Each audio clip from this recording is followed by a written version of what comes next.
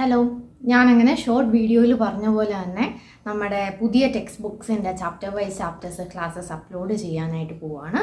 അപ്പോൾ നമുക്കിന്ന് CBSE 7th സ്റ്റാൻഡേർഡിൻ്റെ സയൻസിൻ്റെ ഫസ്റ്റ് ചാപ്റ്റർ നമുക്കിന്ന് നോക്കാം. ഈ ടെക്സ്റ്റ് ബുക്കിൻ്റെ പേര് കണ്ടോ, ക്യൂരിയോസിറ്റി എന്നാണ് ഇതിൻ്റെ പേര് വന്നിരിക്കുന്നത് തന്നെ. സയൻസിൻ്റെ ഒരു ടെക്സ്റ്റ് ബുക്കിന് ഇടാൻ പറ്റിയൊരു പേരാണ് അല്ലേ, ക്യൂരിയോസിറ്റി. നമുക്കാണെ ഒത്തിരി ക്യൂരിയോസിറ്റി ഉണ്ട്. എന്തൊക്കെ കാര്യങ്ങളാണ് ഈ സംഭവിക്കുന്നത്, അല്ലെങ്കിൽ ആ ഒരു ഇവൻറ്റ് എങ്ങനെയാണ് ഉണ്ടായിരിക്കുന്നത്, അല്ലെങ്കിൽ ആ ഒരു ഇൻവെൻഷൻ എങ്ങനെയാണ് ഉണ്ടായിരിക്കുന്നത്, അങ്ങനെ ഒരുപാട് ചോദ്യങ്ങൾ നമ്മുടെ മനസ്സിലേക്ക് വരും അല്ലേ. സയൻസ് എന്ന് പറഞ്ഞാൽ തന്നെ അതാണ്, ഒത്തിരി ചോദ്യങ്ങൾ നമ്മുടെ മനസ്സിലേക്ക് വരും. അപ്പോൾ അങ്ങനെ ഒരുപാട് ചോദ്യങ്ങളുള്ള നല്ല മിടുക്കരായിട്ടുള്ള കുട്ടികൾക്ക് വേണ്ടിയിട്ട് അത് ഈ ഒരു സയൻസിൻ്റെ പുസ്തകത്തിന് ഇട്ടിരിക്കുന്ന പേരാണ് ക്യൂരിയോസിറ്റി. അപ്പോൾ എങ്ങനെ, നിങ്ങൾക്ക് ഇഷ്ടപ്പെട്ടോ ഈ പുതിയ ടെക്സ്റ്റ് ബുക്ക്? അതോ പഴയ ടെക്സ്റ്റ് ബുക്ക് ഇഷ്ടമുള്ള ആരെങ്കിലും ഉണ്ടോ? കമൻറ്റ് ചെയ്യണം കേട്ടോ, നിങ്ങൾക്ക് ഏതാണ് ഇഷ്ടപ്പെട്ടതെന്ന്. അപ്പോൾ നമ്മൾ ചാപ്റ്റേഴ്സ് നോക്കുകയാണെങ്കിൽ മൊത്തം 12 ചാപ്റ്റേഴ്സാണ് വരുന്നത്. അതിൽ ഫസ്റ്റ് ചാപ്റ്റർ, ഇപ്പം ഫസ്റ്റ് ചാപ്റ്ററിൻ്റെ കാര്യം പറയുകയാണെങ്കിൽ ജസ്റ്റ് ഒരു ഇൻട്രൊഡക്ഷൻ പോലെ എടുത്താൽ മതി. അല്ലാണ്ട് അതിൽ നമുക്ക് ഒരുപാട് പഠിക്കാനായിട്ടൊന്നും വരുന്നില്ല. ജസ്റ്റ് ഒരു ഇൻട്രൊഡക്ഷനാണ്. സയൻസ് എന്താണ്, അതായത് സയൻസ് എങ്ങനെയാണ് ശരിക്കും പഠിക്കേണ്ടത്, അങ്ങനത്തെ കാര്യങ്ങളാണ് ആ ഒരു ഫസ്റ്റ് ചാപ്റ്ററിനകത്ത് പറയുന്നത്. പിന്നെയുള്ള ചാപ്റ്റേഴ്സ് എന്ന് പറഞ്ഞാൽ നമുക്ക് ലാസ്റ്റ് ഇയർ ഉണ്ടായിരുന്ന ചാപ്റ്റേഴ്സൊക്കെ തന്നെ പിന്നെ ഒന്ന് മോഡിഫൈ ചെയ്ത് കുറച്ചുകൂടെ നല്ലൊരു രീതിയിൽ അത് പ്രസൻറ്റ് ചെയ്തിട്ടുണ്ട്. എന്തായാലും നല്ലൊരു ടെക്സ്റ്റ് ബുക്കാണ്. അത് മൊത്തം 12 ചാപ്റ്റേഴ്സേ ഉള്ളൂ നമുക്ക് പഠിക്കാനായിട്ടും. അപ്പോൾ എങ്ങനെയാണ്, നിങ്ങൾക്ക് ഇഷ്ടപ്പെട്ടോ ഈ ടെക്സ്റ്റ് ബുക്ക് ഇഷ്ടമായോ ഇല്ലയോ എന്നുള്ളത് പറയണം കേട്ടോ. അപ്പോൾ നമുക്ക് ഫസ്റ്റ് ചാപ്റ്റർ നോക്കാം. The ever evolving world of science, അതാണ് നമ്മുടെ ഫസ്റ്റ് ചാപ്റ്റർ. ഇത് നമുക്ക് ജസ്റ്റ് ഒരു ബ്രീഫായിട്ടുള്ള ക്ലാസ്സസ് മാത്രമേ നമുക്ക് പ്രൊവൈഡ് ചെയ്യാനായിട്ട് പറ്റത്തുള്ളൂ. ഇൻ ഡെപ്ത് ആയിട്ട്, അതായത് ലൈൻ ബൈ ലൈൻ വായിച്ച് അതിൻ്റെ എക്സ്പ്ലനേഷനൊക്കെയാണ് നിങ്ങൾ ആഗ്രഹിക്കുന്നത്, അല്ലെങ്കിൽ എക്സ്ട്രാ ക്വസ്റ്റ്യൻ ആൻസേഴ്സൊക്കെ വേണം അങ്ങനെയാണെന്നുണ്ടെങ്കിൽ തീർച്ചയായിട്ടും നമ്മുടെ ഓൺലൈൻ ട്യൂഷൻ ക്ലാസ്സിൽ ജോയിൻ ചെയ്യാം. അപ്പോൾ അതിൽ നമുക്ക് ഇങ്ങനെ ലൈൻ ബൈ ലൈനായിട്ട് വായിച്ച് അതിൻ്റെ എക്സ്പ്ലനേഷൻസ് പ്രൊവൈഡ് ചെയ്യുന്നുണ്ട്. അതേപോലെ തന്നെ ഒരുപാട് ഡൗട്ട്സ് നമുക്ക് കാണത്തില്ലേ ഇല്ലേ, ഈ കുഞ്ഞു തലയിൽ ഒരുപാട് ഡൗട്ട് ഉണ്ടാവില്ലേ, അപ്പോൾ ആ ഡൗട്ട്സൊക്കെ നമുക്ക് ക്ലിയർ ചെയ്യണം. പിന്നെ ഒരുപാട് ക്വസ്റ്റ്യൻ ആൻസേഴ്സൊക്കെ നമുക്കൊന്ന് എക്സ്പ്ലെയിൻ ചെയ്യാനായിട്ടുണ്ട്. അതായത് സ്കൂളിൽ തരുന്നതല്ലാണ്ട് അതിന് പുറമെ കുറേ ക്വസ്റ്റ്യൻ ആൻസേഴ്സൊക്കെ നമുക്കൊന്ന് ഡിസ്കസ് ചെയ്യണം. പിന്നെന്താ, ഇതിൻ്റെയൊക്കെ റിവിഷൻസ് നടത്തണം, ടെസ്റ്റ് പേപ്പേഴ്സ് നടത്തണം അല്ലേ. അപ്പം അങ്ങനെയുള്ള ക്ലാസ്സാണ് ഈ കൊച്ചുമിടുക്കന്മാർക്ക് വേണ്ടതെന്നുണ്ടെങ്കിൽ എന്താ ചെയ്യേണ്ടത്, നമ്മുടെ ഓൺലൈൻ ട്യൂഷൻ ക്ലാസ്സിൽ ജോയിൻ ചെയ്യുക. അപ്പോൾ ഓൺലൈൻ ട്യൂഷൻ ക്ലാസ്സിലേക്ക് കോൺടാക്റ്റ് ചെയ്യാനായിട്ടുള്ള നമ്പർ ഞാൻ ഈ ഡിസ്ക്രിപ്ഷൻ ബോക്സിൽ കൊടുക്കാം. അപ്പം ഇന്ന് തന്നെ ഇതുവരെ ജോയിൻ ചെയ്യാത്ത കുട്ടികളാണെങ്കിൽ ഓൺലൈൻ ട്യൂഷൻ ക്ലാസ്സിൽ ജോയിൻ ചെയ്യാം. അപ്പം നമുക്ക് ഫസ്റ്റ് ചാപ്റ്റർ നോക്കാം. The ever evolving world of science. ഈ സയൻസ് എന്ന് പറഞ്ഞാൽ എന്താ, എല്ലാ ദിവസവും എന്തൊക്കെയോ പുതിയ പുതിയ മാറ്റങ്ങൾ ഇങ്ങനെ വന്നുകൊണ്ടിരിക്കുക അല്ലേ.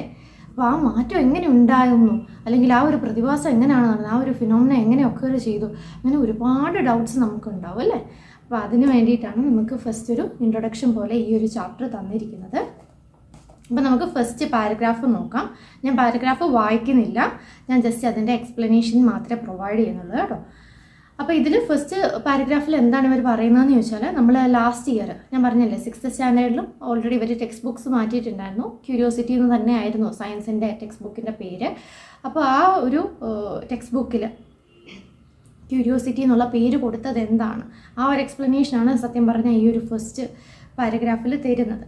അതായത് നമുക്ക് സയൻസ് എങ്ങനെയാണ് നമ്മൾ ശരിക്കും പഠിക്കേണ്ടതെന്ന് ചോദിച്ചാൽ, നമുക്ക് ഒരുപാട് ക്വസ്റ്റ്യൻസ് കാണും അല്ലേ, നമ്മുടെ മനസ്സിൽ ഒരുപാട് ചോദ്യങ്ങളുണ്ട്. അതേപോലെ തന്നെ ഒരുപാട് എക്സ്പെരിമെൻറ്റ്സ് നമ്മൾ ചെയ്യണം. അതുപോലെ തന്നെ ഒരുപാട് ഈ കാര്യങ്ങളെക്കുറിച്ചൊക്കെ ഇത് ചിന്തിച്ചൊന്ന് എക്സ്പ്ലോർ ചെയ്താൽ മാത്രമേ നമുക്ക് ആ ക്വസ്റ്റ്യൻ്റെ ഒക്കെ ആൻസേഴ്സ് കിട്ടത്തുള്ളൂ. അപ്പോൾ അങ്ങനെ വേണം നിങ്ങൾ സയൻസ് പഠിക്കാൻ വേണ്ടിയിട്ട്. ആ ചോദ്യങ്ങളാണ് ശരിക്കും പറഞ്ഞാൽ നമുക്ക് ആ സയൻസിലേക്കൊരു ഇൻട്രസ്റ്റ് കൊണ്ടുവരിക്കുന്നതും.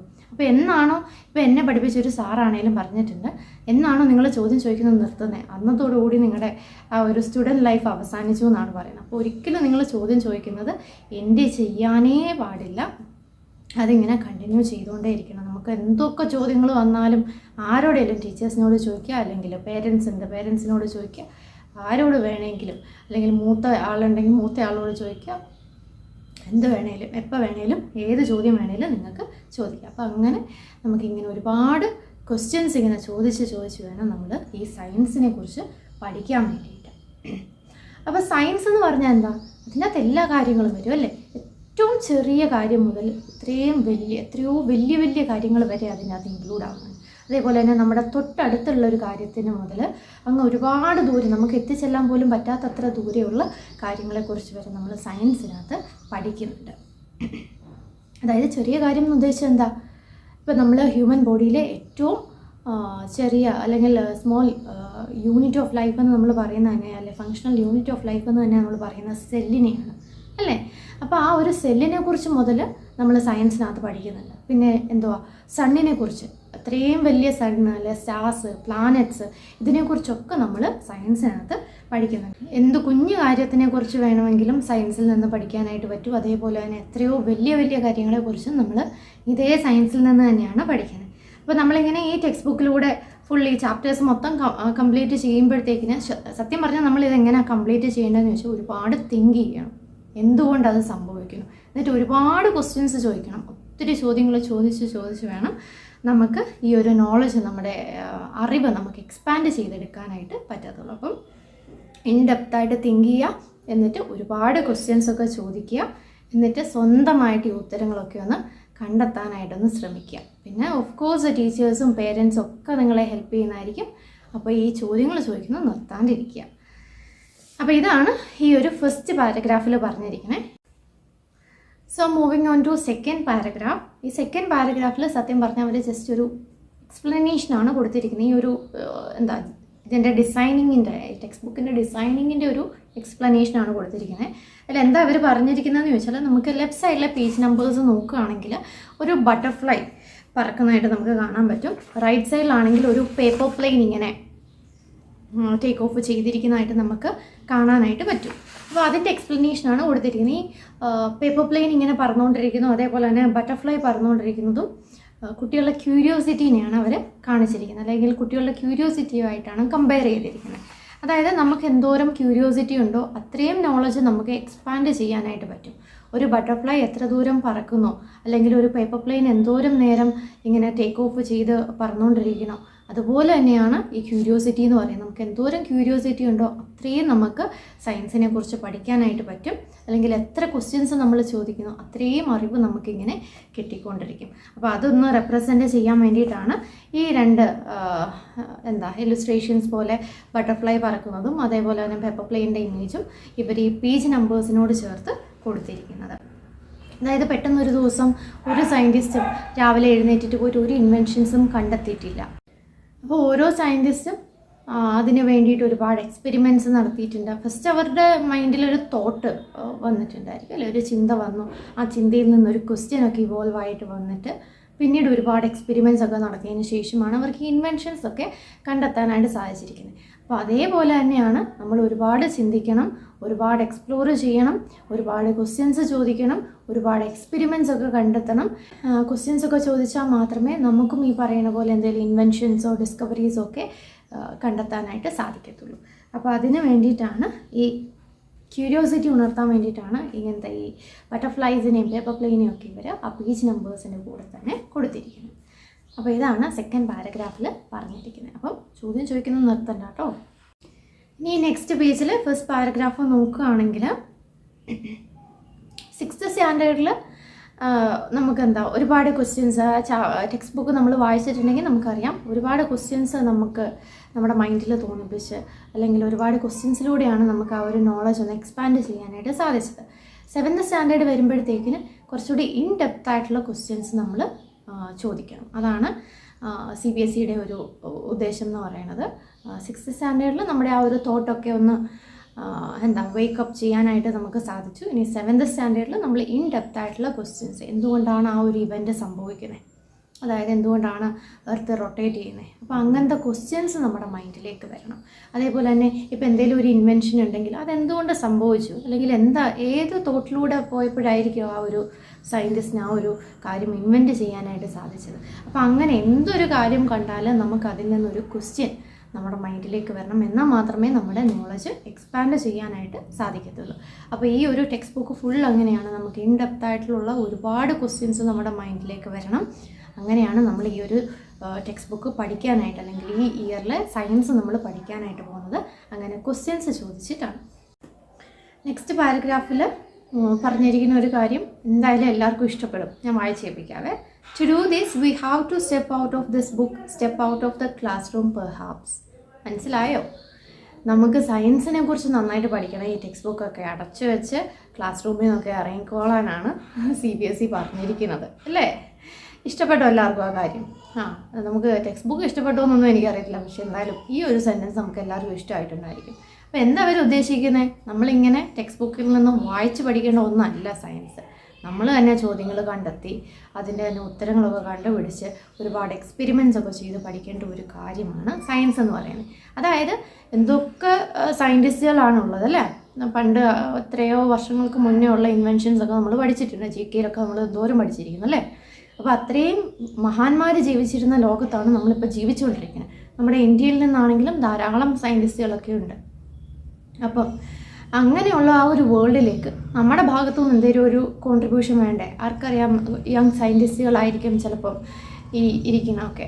അപ്പോൾ നിങ്ങളിലെ ആ ഒരു സയൻറ്റിസ്റ്റിനെ ഒന്ന് ഉണർത്തുക. അപ്പോൾ എന്തെങ്കിലും ഇപ്പം എന്തൊക്കെ കാര്യങ്ങൾ ഇപ്പം നമ്മളെ അലട്ടിക്കൊണ്ടിരിക്കുന്നു, മാറിക്കൊണ്ടിരിക്കുന്ന എൻവയോൺമെൻറ്റൽ കാര്യങ്ങൾ, അല്ലെങ്കിൽ കുറേ environmental problems, pollutions, global warming, ഇങ്ങനെ ഒരുപാട് പ്രശ്നങ്ങളുണ്ടല്ലേ നമുക്ക് ചുറ്റും. ഒരു സൊല്യൂഷൻ കണ്ടെത്താത്ത എന്തൊക്കെ പ്രോബ്ലംസാണ് നമുക്ക് ചുറ്റുമുള്ളത്. അപ്പോൾ സത്യം പറഞ്ഞാൽ അങ്ങനെയുള്ള കാര്യങ്ങളൊക്കെ ഒന്ന് ഓവർകം ചെയ്യാനായിട്ട് എന്തെങ്കിലുമൊക്കെ ഇൻവെൻഷൻസോ ഡിസ്കവറീസോ ഒക്കെ നടത്തുക. അതാണ് ശരിക്കും പറഞ്ഞാൽ ഈ ഒരു ടെക്സ്റ്റ് ബുക്ക് കൊണ്ട് മീൻ ചെയ്യുന്നത്.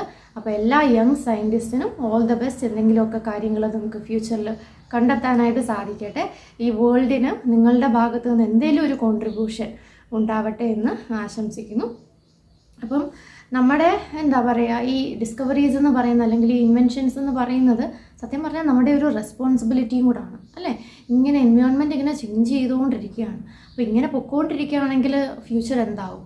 അപ്പോൾ അതിനൊക്കെ ഒരു മാറ്റം വരുത്തണമെങ്കിൽ നിങ്ങൾ നല്ല മിടുക്കന്മാരായിട്ട് പഠിച്ച് നല്ല എന്തെങ്കിലും കുറേ കാര്യങ്ങളൊക്കെ ഇൻവെൻറ്റ് ചെയ്ത് അല്ലെങ്കിൽ എന്തെങ്കിലും ഡിസ്കവറീസൊക്കെ കണ്ടെത്തണം അല്ലേ? അപ്പോൾ അതിന് വേണ്ടിയിട്ടാണ് ആ ഒരു തോട്ടും കൂടെ ഒന്ന് വേക്കപ്പ് ചെയ്തിട്ടുണ്ട് അല്ലേ? ഈ ഒരു ടെക്സ്റ്റ് ബുക്ക് വായിക്കുമ്പോഴത്തേക്കിന് നമുക്കും ഭാവിയിൽ ഞാനും എന്തെങ്കിലും ഒന്ന് കണ്ടുപിടിച്ചാലോ അങ്ങനെ ഒരു തോട്ട് വരുന്നില്ലേ? അതാണ് സംഭവം കേട്ടോ.